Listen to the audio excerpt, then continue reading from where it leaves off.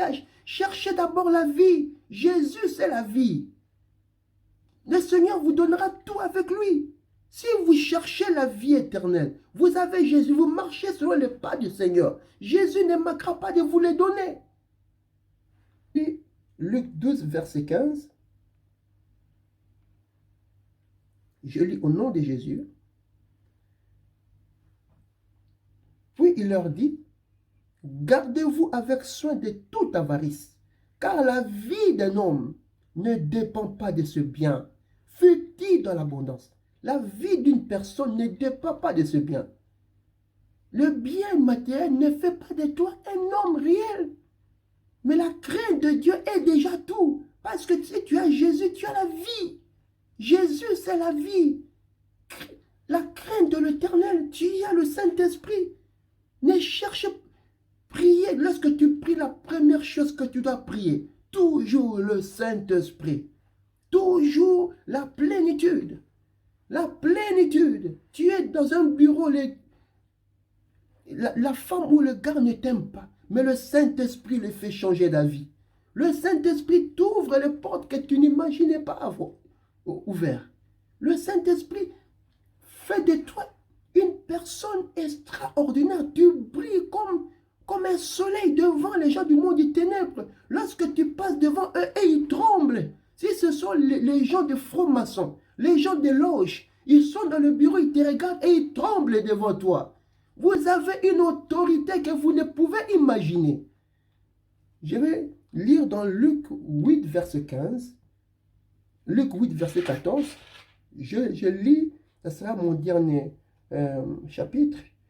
Luc 8, verset 14. Merci Seigneur Jésus.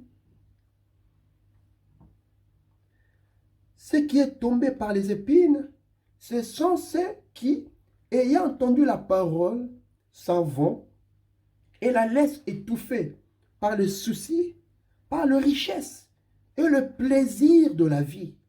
Ils ne portent point de fruits qui viennent à la maturité. Je parlerai prochainement de le fruit de l'arbre, de l'eau, de la nourriture.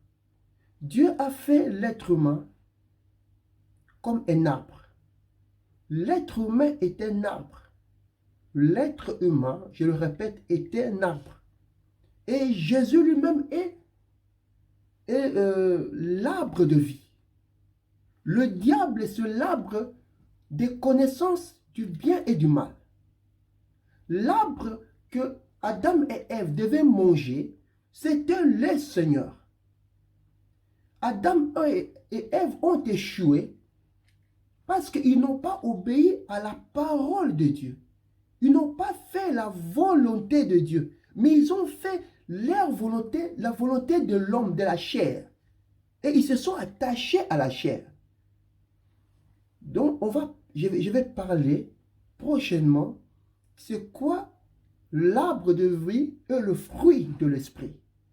Le fruit de l'esprit, c'est la plus belle des choses que l'homme peut apporter à Dieu. Le fruit, Dieu nous a mis sur la terre afin que nous portons des fruits.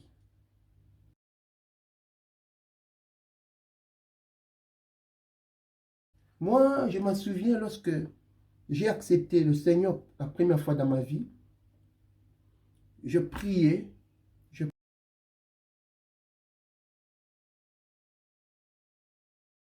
priais, et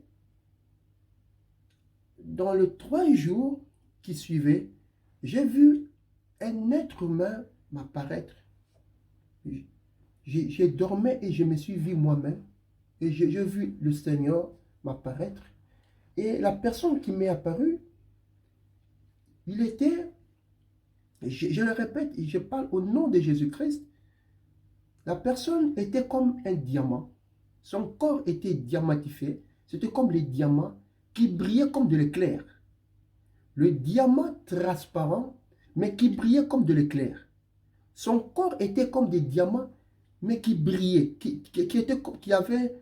il y avait un corps qui brillait, qui était comme de l'éclair. Ses cheveux sont blancs. Je ne parle pas parce que j'ai lu dans la Bible ou Ézéchiel, mais c'est ce que j'ai vu de mes propres yeux. La robe, j'ai vu une robe longue, une grande robe. Lorsque j'ai vu, j'étais stupéfait de voir une longue robe qui n'a pas de fin. Une longue robe qui n'a pas de fin. Ça remplissait toute la chambre. Et je n'arrivais pas à comprendre.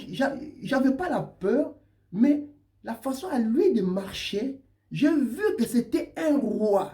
Un roi qui marchait avec éloquence et royauté. Il m'a imposé la main. J'ai senti une fraîcheur dans mon corps comme si j'étais congelé. C'est quelque chose que je n'oublierai jamais dans ma vie. J'avais dit au Seigneur, j'aimerais te voir. Si tu es réellement blanc ou noir, ou vert ou jaune, d'autres disent que tu es vert, d'autres disent que tu es blanc. Et je pensais que Dieu était blanc, noir, vert. J'imaginais qu'il était blanc parce qu'il venait de blanc. D'autres disent que Dieu n'a pas de couleur. Donc, je disais, Dieu est de quelle couleur? Et lorsque je me suis mis à prier, j'ai dit, Seigneur, j'aimerais te voir, révèle-moi. Si je te vois dans mes propres yeux, je vais témoigner ton apparence, comment tu es. Et je le témoigne encore, je vais toujours y parler. Dieu, son corps, Jésus-Christ, son corps est un corps de diamant transparent et de l'éclat comme des éclairs. Et lorsque je vérifiais à Ézéchiel, c'est parfaitement la personne que j'avais vue dans ma vision en train de dormir. Je l'ai vu réel dans mes propres yeux. Moi, je ne prie pas parce que je cherche quelque chose. Moi, je suis en train de témoigner. Ceux qui veulent croire, croient, et ceux qui ne veulent pas croire, qui ne croient pas. Moi, j'ai vu un homme, son corps était transparent comme des diamants, avec des éclairs. Il y avait de l'éclair. Tout son corps c'était comme de l'éclair. Une longue robe, des cheveux blancs, des cheveux blancs, des cheveux blancs, marchant dans la royauté. Je vous dis, peuple de Dieu, accrochez-vous. Notre Seigneur vient bientôt. Ne croyez pas aux hommes qui parlent de Dieu sans se référer à la parole de Dieu. N'écoutez pas la sagesse et la psychologie des hommes. Référez-vous toujours à la parole de Dieu. Ce n'est pas vos pasteurs qui vous sauveront. Ce n'est pas vos prophètes qui vous sauveront. Mais la crainte que tu as du Seigneur. Moi, quand tu as l'Esprit de Dieu en toi, tu as peur. Hein? Tu as vraiment peur. Quand tu fais du mal, ou tu fais quelque chose qui n'honore pas le Seigneur, tu as une peur en toi. Les gens qui marchent, qui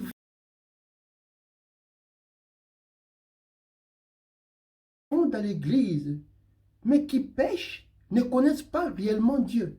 Si tu connais Dieu, tu y auras une peur. Tu y auras une grande crainte. Dieu est terrible. Ceux qui ne craignent pas Dieu parce qu'ils ne connaissent pas le Seigneur. Lorsque tu as vu le Seigneur à face, tu connais la gloire de Dieu. Le Seigneur t'a fait la grâce de voir sa puissance. Tu dois le craindre. Tu dois avoir la crainte de Dieu. Dieu est terrible. Je me souviens de la parole de Dieu lorsque Dieu fit sortir son peuple en Égypte. Il les fit sortir, les amener au désert. La première des choses que Dieu les a dit, 3 jours ne touchez pas aux femmes, ne mangez pas, ne faites rien. Allez à la montagne de Sinaï, vous